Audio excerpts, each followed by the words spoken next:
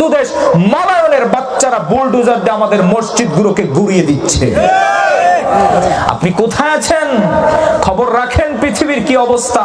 আজকে সিরিয়ার দিকে তাকান, ফিলিস্তিনের দিকে তাকান। আজকে ফিলিস্তিনের মরুভূমির ভিতরে শকুন অপেক্ষা করছে কখন ওই বাচ্চাটার প্রাণ নাশ হবে, তাকে সে খুঁটে খুঁটে খাবে। পৃথিবীর অবস্থা খুবই ভয়াবহ। আপনি বাস্তবতা স্বীকার করেন, বাস্তব দিকে দৃষ্টিপাত করেন। আপনি আমি আজকে রবের শুকরিয়া যে এখানে বসে ইসলামিক প্রোগ্রাম করতে পারছি, আল্লাহর বরত্বের কথা শুনতে পারতেছি। কিন্তু আপনি কি জানেন বিগত কয়েকদিনে আমার আপনার ইবাদতগাহ যেখানে আমরা মালিককে সিজদা করি, এই গোটা পৃথিবী যেই মসজিদে রহমত নাজিলের কারণে মালিক এই পৃথিবীকে টিকিয়ে রেখেছেন, যেখানে তার বান্দারা তার কুদরতি কদমে সিজদা দেয়, বুলডোজার দিয়ে অসংখ্য মসজিদকে এই আমাদের পার্শ্ববর্তী আমাদের বন্ধু দেশ মালায়নের বাচ্চারা বুলডোজার দিয়ে আমাদের মসজিদগুলোকে গুড়িয়ে দিচ্ছে। আপনি কোথায় আছেন? খবর রাখেন পৃথিবীর কি অবস্থা। আজকে সিরিয়ার দিকে তাকান, ফিলিস্তিনের দিকে তাকান। আজকে ফিলিস্তিনের মরুভূমির ভিতরে শকুন অপেক্ষা করছে কখন ওই বাচ্চাটার প্রাণ নাশ হবে, তাকে সে খুঁটে খুঁটে খাবে। আপনার আমার ছোট ছোট বাচ্চাদের মৃত্যুর প্রহর গুনতেছে আজকে শকুনে। ইহুদিদের গুলিতে বুক ঝাঁঝরা হয়ে যাচ্ছে আমার মার, আমার বোনের। গোটা পৃথিবীর মানচিত্র আজকে লাঞ্ছিত বঞ্চিত। হ্যাঁ, তারপরেও আমরা আশার বাণী নিয়ে বুকে বেঁধে আছি। আশার বাণী আমরা বুকে বেঁধে আছি, কারণ এই পৃথিবী সব কিছু মিথ্যা হতে পারে, কিন্তু আমার প্যারা নবী তার এই পবিত্র জবান থেকে যেই ভবিষ্যৎবাণী আমাদেরকে শুনিয়েছেন, এটা কোশ্চিন কালেও মিথ্যা হতে পারে না, ঠিক কিনা?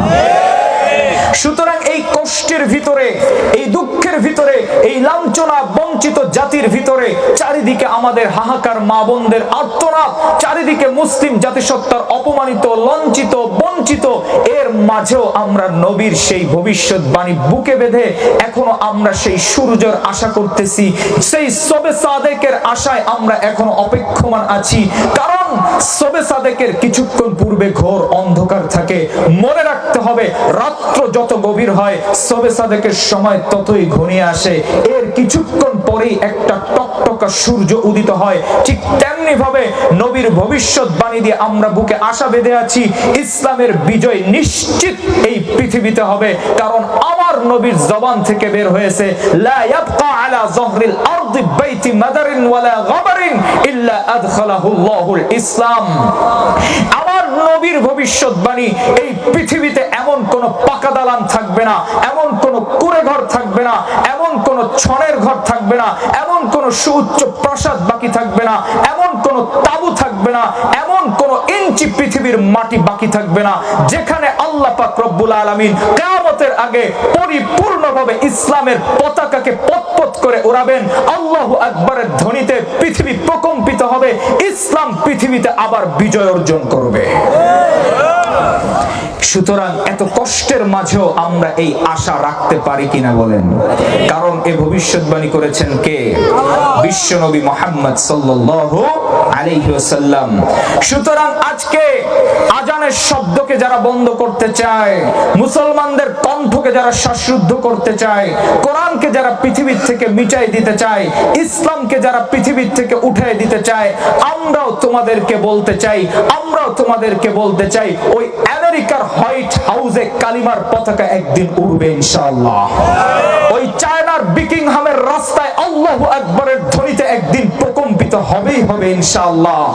যেই ভারত, যেই দিল্লি আজকে মুসলমানদের প্রাণ কেন্দ্র মসজিদগুলোকে ঘুরিয়ে দিচ্ছে, আমাদের হাজারো বছরের স্মৃতি বাবরি মসজিদকে ঘুরিয়ে তারা ঘটা করে রাম মন্দিরকে উদ্বোধন করে সেখানে রামের পূজা দিচ্ছে, জয় শ্রীরামের স্লোগান দিয়ে বুলডোজার দিয়ে আমাদের মসজিদগুলোকে, মাদ্রাসাগুলোকে ঘুরিয়ে দিচ্ছে। আবার তারা হুমকি দিয়েছে আগামী 1 মাসের ভিতরে গোটা পৃথিবীর এলেমের মার্কাজ, গোটা পৃথিবীর আলেমদের হৃদয়ের যে রক্তে, যেখানে আমাদের রক্ত যেখানের সাথে মিশ্রিত, স্বাধীনতার ইতিহাস যেই মাদ্রাসার সাথে মিশ্রিত, সেই দেওবন্দ মাদ্রাসাকে হুমকি দিয়েছে ভারতের মালায়নরা, তারা নাকি 1 মাসের ভিতরে এই মাদ্রাসাকে বুলডোজার দিয়ে গুড়িয়ে দিবে, না হলে নাকি হিন্দু সম্প্রদায় এসে এই মাদ্রাসাকে ভেঙে দিবে। সুতরাং আমরাও তোমাদেরকে, তোমরা তোমাদেরটা বলতেছো, আমরা বলতেছি এমন কথা যে কথার ভিতরে কোনো সন্দেহ থাকতে পারে না, যে কথা কোনোদিন মিথ্যা হতে পারে না, যে কথায় কোনো সন্দেহ আমাদের নাই। আমরাও তোমাদেরকে বলতেছি দিল্লির রাজপ্রাসাদ মুসলমানরা আবার শাসন করবেই করবে ইনশাআল্লাহ। সুতরাং আজকে এই কথাগুলো কেন বললাম আমি আমার আলোচনা শুরু করার পূর্বে, কারণ এই সমাজটাকে পরিবর্তন করার সর্বোচ্চ ভূমিকা রাখতে হবে যুবকদের, ঠিক কিনা? যেমনি ভাবে যুব সমাজের উদ্যোগে আজকের এই মাহফিল বাইতুল মামুর জামে মসজিদ এবং যুব সমাজের উদ্যোগে, সুতরাং যুবকদেরকে আমি আহ্বান করতে চাই, ও যুবক, তোমার আমার আর ঘুমিয়ে থাকার সময় নাই। তোমার বোনের ইজ্জত লুণ্ঠিত হচ্ছে, তোমার ইবাদতগাহ সিজদার মসজিদকে বুলডোজার দিয়ে ভাঙা হচ্ছে, তোমার ভাইকে ফাঁসির কাস্টে ঝুলানো হচ্ছে, তোমার ছোট ছোট ভাই বোনদেরকে ওরা পাখির মতো গুলি করে মারতেছে। তুমি কি করে ফেসবুক নিয়ে পড়ে থাকো? তুমি কি করে ইউটিউব নিয়ে পড়ে থাকো? তুমি কি করে আজকে ওই আড্ডায় পড়ে থাকো, ক্রামের আড্ডায় পড়ে থাকো? তুমি কেমনে আজকে নিজেকে এত উদাসীন বানায় ফেললা? সুতরাং যুবকদেরকে আমি আহ্বান করে যাই, পায়ে হাত রেখে বলে যাই, যুবক তোমরা জেগে ওঠো, যুবক তোমরা জেগে ওঠো। সেই সময় আর নেই। নেতা নেত্রীর গোলামি ছেড়ে দাও, এই পৃথিবীর মানুষের দাসত্বকে ছেড়ে দাও। আল্লাহ তোমার ধমনীতে রক্ত দিয়েছে, এই প্রতি ফোঁটা রক্তর মালিক কে? সুতরাং যুবক, তোমাকে বলতে চাই, তোমার ধমনীর এই প্রতি ফোঁটা পবিত্র রক্ত যদি আল্লাহর এই জমিনে ঝরে, কোনো মানুষের জন্য ঝরবে না, কোনো তন্ত্র মন্ত্র কায়েমের জন্য ঝরবে না, কোনো মানব রচিত কোনো জীবন বিধানের জন্য ঝরাইতে পারবে না। আল্লাহর জমিনে যুবক যদি তোমার রক্ত ঝরাতে হয়, একমাত্র খোদার দিন কায়েমের জন্যই ঝরাইতে হবে, একমাত্র রবের কোরআন প্রতিষ্ঠা করার জন্যই ছড়াইতে হবে, ঠিক কিনা? সুতরাং আল্লাহ পাক গোটা পৃথিবীর মুসলিম উম্মাহ আবার জেগে উঠতেছে, গোটা পৃথিবীর মুসলিম উম্মাহ আবার জেগে উঠতেছে, আবার তাদের পূর্ণ শক্তি নিয়ে তারা ইনশাআল্লাহ ময়দানে ঝাঁপিয়ে পড়তেছে। আমরাও তাদের থেকে পিছিয়ে থাকতে চাই না, ঠিক কিনা?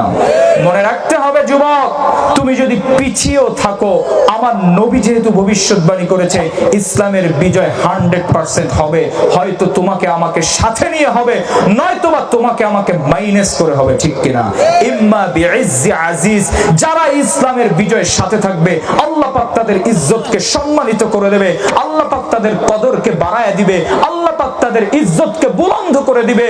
ওয়া ইম্মা বিযিল্লি যালিল, কিন্তু মনে রেখো ইসলামের বিজয় ঠিকই হবে, কিন্তু এই ইসলামের বিজয়ে যারা ভীত সন্ত্রস্ত হবে, যারা পিছিয়ে থাকবে, যারা এটাকে সাপোর্ট করবে না, যারা নিজেদেরকে আড়াল করে রাখবে, এখন তো সময় খারাপ, এখন তো এসব কথা বলার সময় না, এখন পরিবেশটাও বেশি ভালো না, হুজুর আমরা এখন এসব কথা শুনতেও রাজি না, বলতেও রাজি না। রব্বে কাবার কসম করে বলি, ওয়া ইম্মা বিযিল্লি যালিল, ইসলামের বিজয় ঠিকই হবে।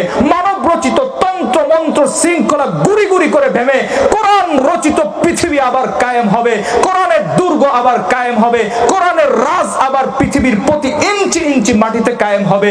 কিন্তু তুমি আমি যদি সাথে থাকতে পারি, আমাদের ইজ্জতকে রব বাড়ায় দেবে, যদি সাথে নাও থাকি রবের হুকুম পালন হবেই, নবীর ওয়াদাকৃত ভবিষ্যৎবাণী কায়েম হবেই, কিন্তু তুমি আমি বেইজ্জতি হব, নিক্ষিপ্ত হব ডাস্টবিনে, তুমি আমি নিক্ষিপ্ত হব জাহান্নামের অতল গহূরে, কিন্তু আল্লাহ পাকের দেওয়া ইসলাম ঠিকই বিজয় অর্জন করবেই করবে, ঠিক কিনা?